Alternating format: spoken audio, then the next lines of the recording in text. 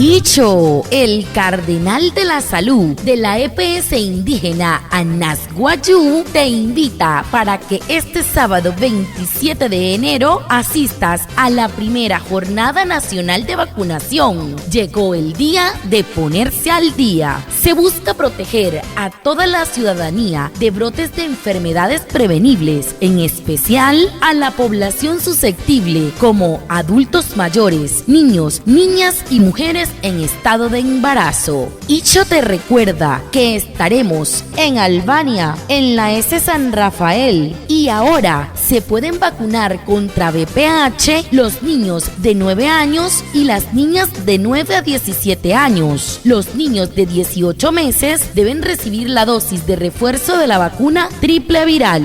Icho te recuerda, las vacunas son gratuitas. Llegó el día de ponerse al día.